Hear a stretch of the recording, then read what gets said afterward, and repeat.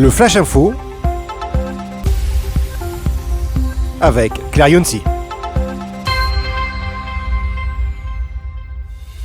Bonjour à toutes et à tous et bienvenue dans votre Flash Info sur ANews Workwell. À la une de l'actualité, à Nanterre, dans les Hauts-de-Seine, un nouveau quartier émerge discrètement mais sûrement, les Groux. Ce vaste projet d'aménagement urbain mixte, enclenché en 2015, commence enfin à se concrétiser après des années de préparation sur cet ancien site industriel et ferroviaire de 65 hectares. Le tournant, c'est 2025, 1200 logements seront livrés d'ici l'an prochain. Parmi eux, la tour Hélios, 17 étages, 94 appartements déjà tous vendus avec de larges terrasses végétalisées, un succès salué par les promoteurs Telamon et Brickville grâce notamment à des prix maîtrisés et une localisation stratégique juste au pied du futur métro 15 et du RER E.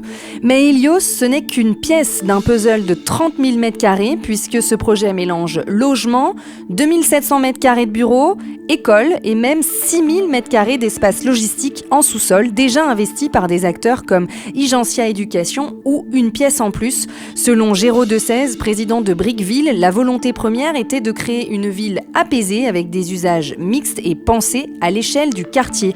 Face à la crise du tertiaire, l'aménageur Paris La Défense revoit ses plans. Pierre-Yves Guisse, directeur général de Paris La Défense, précise, je cite, « Nous ne voulons pas pour autant en faire une banlieue dortoir avec uniquement des logements. Ces mètres carrés ont donc toujours vocation à accueillir de l'activité, mais plutôt industrielle, de recherche, logistique ou encore des espaces de coworking. » Fin de citation. Le quartier des Groux, initialement prévu pour 2030, prendra du retard et nécessitera environ 600 millions d'euros d'investissement public. À Levallois-Perret, l'immobilier tertiaire s'adapte au temps nouveau. Le groupe Perial investit 34 millions d'euros pour transformer un immeuble de bureau des années 60 en espace prêt à devenir des logements. C'est le pari de Regen, un immeuble de 3250 m² conçu pour anticiper les mutations du marché. Réversibilité, c'est le mot clé de ce projet piloté par Perial Investment and Development, la branche du groupe spécialisée dans la valorisation d'actifs obsolètes. L'immeuble, situé dans un quartier majoritairement résidentiel, a été surélevé, doté d'un toit terrasse et repensé avec une trame architecturale de 36 mètres sur 13 adaptée à une reconversion future en logement.